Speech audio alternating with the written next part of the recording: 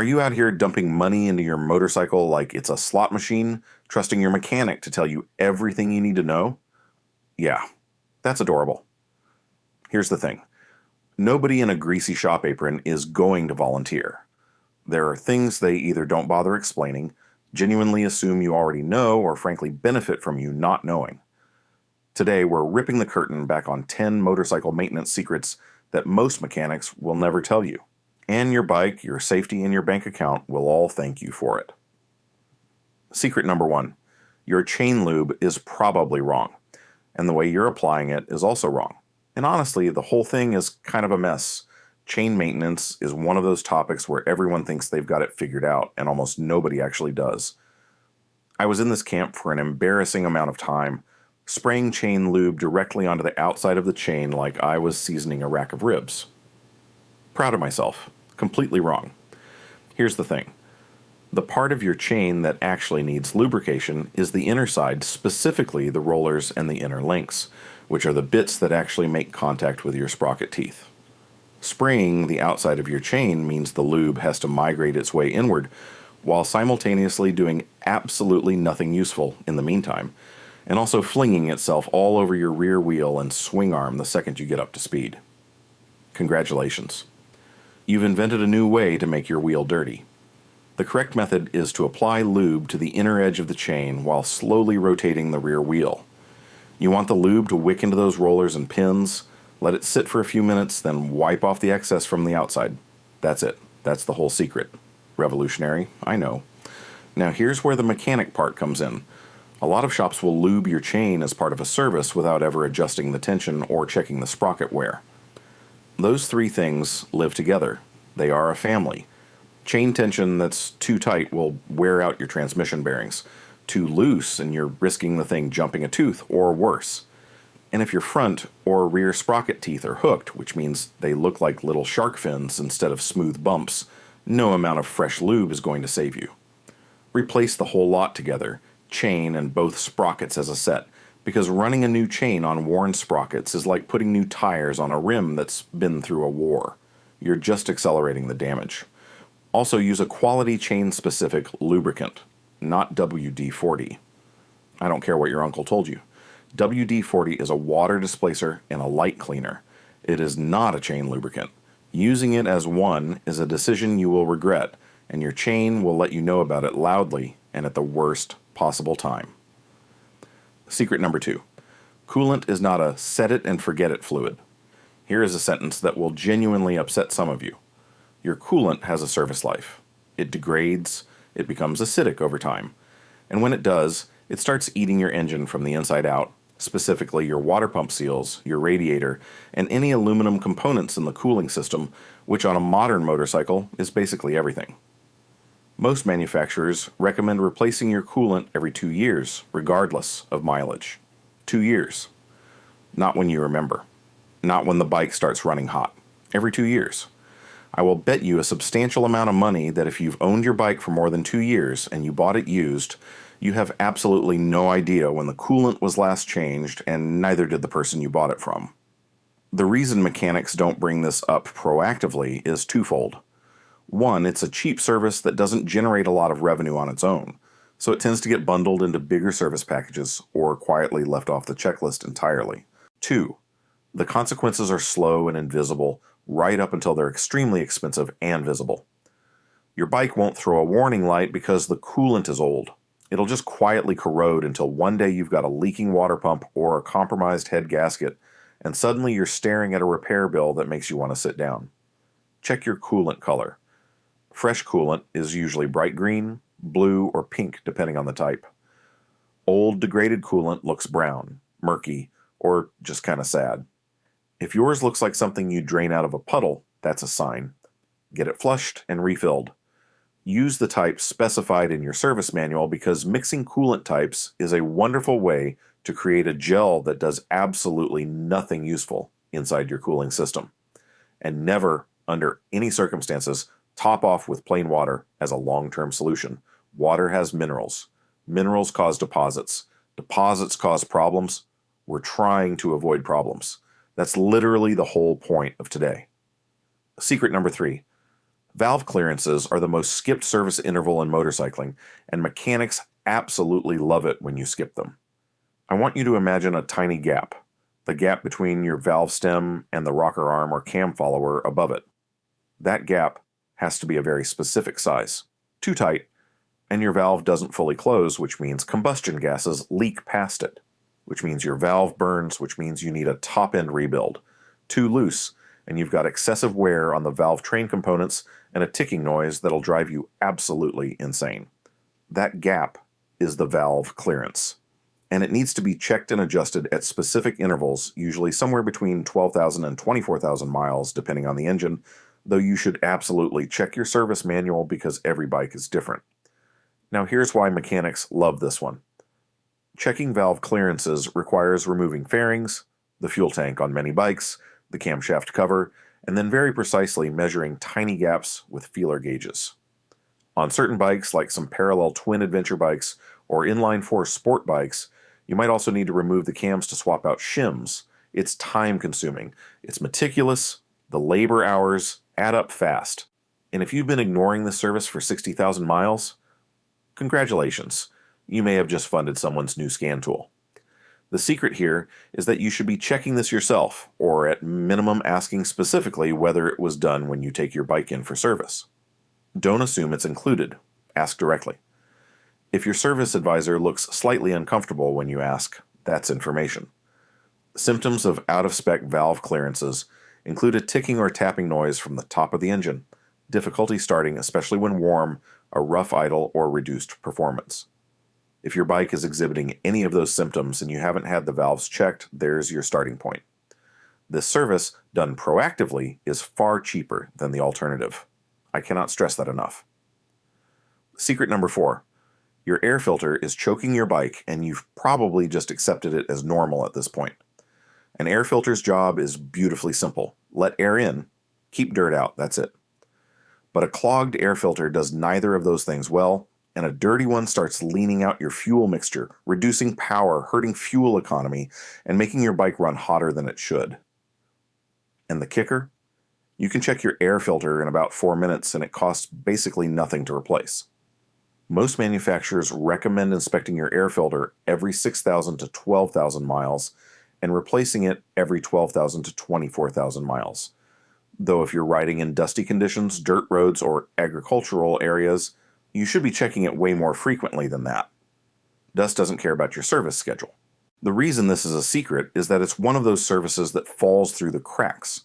It doesn't make noise when it's bad, it doesn't leak, it doesn't trigger a warning light. It just quietly suffocates your engine while you wonder why your bike doesn't feel quite as responsive as it used to. You assume it's just how the bike is now. It's not.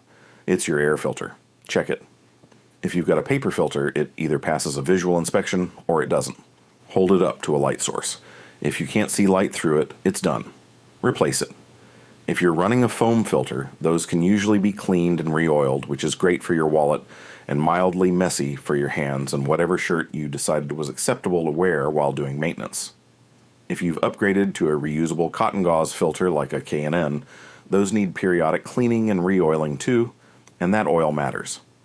A dry cotton gauze filter is just an expensive way to let dirt into your engine. Secret number 5. Brake fluid goes bad sitting still, and your service advisor has conveniently never brought this up. This one bothers me more than almost anything else on this list because it's a safety issue, not just a maintenance issue. Brake fluid is hygroscopic. That's a fancy word for the fact that it absorbs moisture from the atmosphere over time. And as it absorbs moisture, its boiling point drops. And when brake fluid boils, you get vapor in the brake lines, and vapor doesn't compress the same way fluid does, which means your brake lever goes to the bar, and you've got considerably less stopping power than you were expecting. This is a genuinely terrible scenario, and one that's entirely preventable. Most manufacturers recommend replacing brake fluid every 1 to 2 years. Not every oil change, not every tire change. Every 1 to 2 years regardless of how the lever feels, because the fluid can be significantly degraded before you'd ever notice at the lever. Fresh Diot 4 fluid has a boiling point somewhere around 230 degrees Celsius. Contaminated, moisture-laden fluid that's been sitting in your system for 3 years, significantly lower. And if you're doing any kind of spirited riding where you're using your brakes hard, you are generating heat in that system. Here's the other thing mechanics don't mention. The brake fluid reservoir is right there. It's got a little window on it. If your fluid is dark brown or black, it needed to be changed a while ago. Fresh fluid is nearly clear with a very slight yellow tint. If yours looks like used motor oil, schedule that service immediately, please, as someone who shares roads with you. Flushing brake fluid is also not an outrageously expensive service when you do it preventively. Doing it after your system has already caused you a scare is more expensive, both financially and emotionally. Do the preventive thing. Secret number 6. Tire pressure is ruining your ride, your tires, and your handling, and the fix takes 45 seconds. I know what you're thinking. Tire pressure? Really? You're going to lecture me about tire pressure? Yes. Yes, I am. Because the number of riders out there running incorrect tire pressure is genuinely staggering, and it affects everything from how your bike handles in a corner to how quickly your tires wear to how your suspension feels underneath you. Running low tire pressure means more of your tire is in contact with the road, which sounds like a good thing until you realize it's causing your tire to overheat, wear faster on the edges, and handle in a way that feels vague and unpredictable, especially mid-corner. Running too much pressure means you've got a smaller contact patch, your ride feels harsh, your tire is wearing faster in the center, and you've lost some of the grip that was keeping you upright in the first place. Your correct tire pressures are in 2 places: the sticker on your swing arm and your service manual. Not the maximum pressure printed on the sidewall of your tire. That's the maximum the tire can hold, not the recommended operating pressure. These are very different numbers, and conflating them is a very easy way to have a very bad day. Check your tire pressure cold, as in before you've ridden, not after you've been on the highway for 40 minutes. Heat builds pressure. Checking after a ride will give you an artificially high reading and lead you to believe everything is fine when it might not be. Get yourself a decent tire pressure gauge.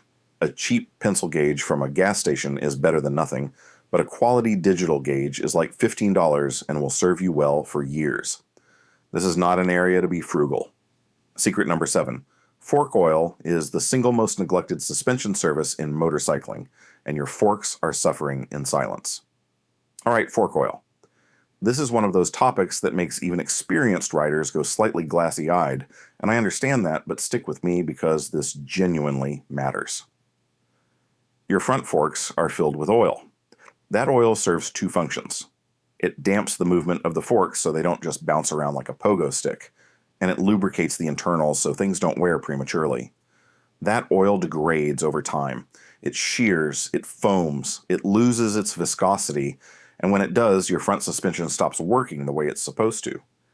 Most manufacturers recommend changing fork oil somewhere between 10,000 and 20,000 miles, or every 2 to 3 years. Ask your mechanic when it was last done. If they give you a blank look or have to dig really hard through the service history, that's probably your answer. Symptoms of degraded fork oil include a front end that feels harsh over small bumps, a front end that dives dramatically under braking stiction when you push down on the bars, which is that sticky, inconsistent feel instead of a smooth compression, or oil seeping past the fork seals and leaving a dark residue on the inner tubes.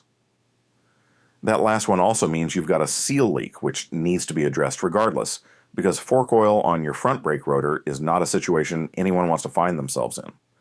Now, changing fork oil is a job that ranges from moderately straightforward to genuinely fiddly, depending on the bike and whether it has conventional forks or inverted forks. It's absolutely a job you can do yourself with the right tools and your service manual open in front of you. I will say that the oil level matters as much as the oil itself. Too much oil in the fork and you've changed the spring rate. Too little and the damping characteristics are off. The service manual will give you specific oil levels in millimeters from the top of the tube with the fork fully compressed. Follow those numbers. Don't eyeball it. Secret number 8. Your battery needs active maintenance, and almost nobody does it. Here's a fun scenario. It's the first nice weekend of spring. You've been dreaming about this ride for 4 months. You walk into the garage, throw a leg over, hit the starter, and you get the saddest, most demoralizing click sound you've ever heard in your life. Your battery is dead. Condolences.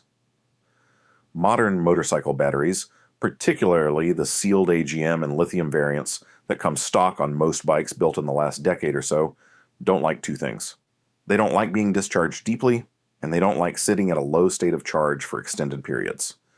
Both of these things damage the battery at a cellular level and reduce its capacity permanently over time.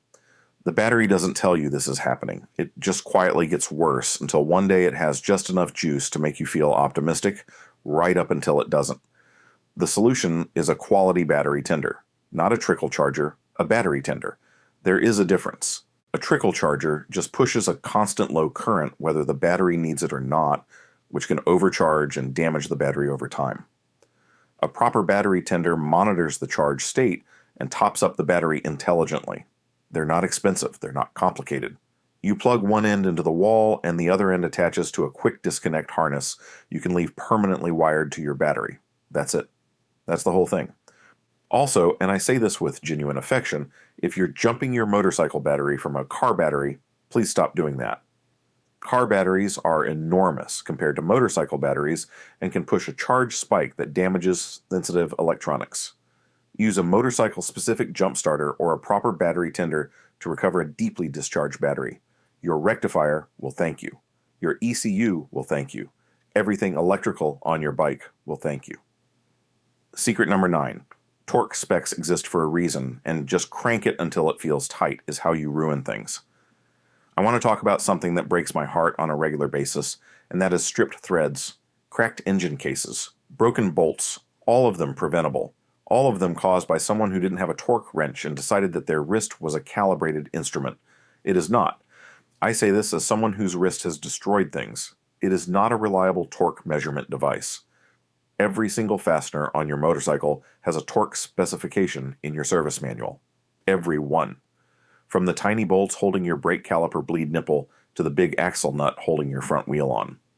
Those numbers exist because engineers calculated exactly how much clamping force is needed to hold that joint securely without overstressing the material. Aluminum, which is basically everywhere on a modern motorcycle, is especially unforgiving. Aluminum threads strip easily when over-torqued, and the repair for a stripped aluminum thread is either a helicoil insert or a new case or cover, depending on where the damage is. Neither of those is a fun afternoon. A decent torque wrench set costs somewhere between $40 and $100 depending on what you're buying. That is a fraction of the cost of one blown gasket or one cracked case cover. Buy the Torquey wrench, use the Torquey wrench. Look up the spec before you tighten the fastener. This is not complicated. It just requires the extra 60 seconds to crack open the service manual, which, incidentally, you should own for your specific bike. If you don't own one, you can usually find them as a PDF online or order a physical copy. That document is the single most valuable thing you can have if you're doing any of your own maintenance. Also, anti-seize and thread locker are not interchangeable and they are not optional decoration. If the service manual says to use thread locker on a fastener, use thread locker. If it says anti-seize, use anti-seize. These things are specified for reasons, and ignoring them is how you end up with either fasteners that vibrate loose at speed or fasteners that are welded into their holes by corrosion and require drilling out. Both outcomes are bad. Neither is fun. Use the right stuff. Secret number 10. The pre-ride check nobody actually does, and the 2 minutes that separates the riders who go down from the riders who don't. All right, last one. And I already know what's about to happen. Every single person watching this is going to nod along and say, yes, I do that, absolutely. I'm very responsible. And statistically speaking, most of you are lying. Not maliciously, just optimistically. I'm talking about the T-clocks inspection. You learned it in the MSF course. You forgot it approximately 11 minutes after you got your license because you were too busy being excited about the fact that you could now legally operate a motorcycle. Completely understandable. Also a little bit dangerous. T-clocks is an acronym. Tires and wheels, controls, lights and electrics, oil and fluids, chassis and chain, and stands. It is a systematic walk around that takes 2 minutes if you're being thorough and maybe 90 seconds if you've done it enough that it's muscle memory. That's it. 2 minutes between you and the kind of surprise that ruins a perfectly good Saturday. Here's what you're actually looking at. Tires, you're checking for cuts, embedded debris, sidewall cracking, and obvious pressure loss. Give both wheels a visual spin. Controls, squeeze both brake levers and make sure they feel firm. Check that your throttle snaps back immediately when you release it, because a throttle that sticks open is a deeply unpleasant experience. Verify your clutch pull is smooth. Lights, key on, check your headlight, both indicators, and confirm your brake light triggers from both the lever and the foot pedal. Oil and fluids, use the sight glass for oil level, peek at your coolant reservoir, check both brake fluid reservoirs. Chassis, look at chain tension and condition. Scan under the bike for anything dripping that wasn't dripping yesterday. Stands, make sure your side stand is fully retracted before you pull away, because riding off on a deployed side stand is how you lose the side stand, a patch of tarmac, and every shred of credibility you have built up in front of your riding buddies, all in one single humiliating moment. Now here's the part I really want you to hear. This check is not about being paranoid. It's not about being neurotic. It's about the simple fact that motorcycles are mechanical things that live in the world, and the world does things to them between rides. A nail wanders into your tire in a parking lot. A fastener backs itself out after a long, vibrating highway run. A rodent decides your airbox looks like a nice place to store some walnuts. None of these things are dramatic. All of them are completely findable in 2 minutes. None of them are findable once you're already at speed on the highway, wondering why something feels slightly off.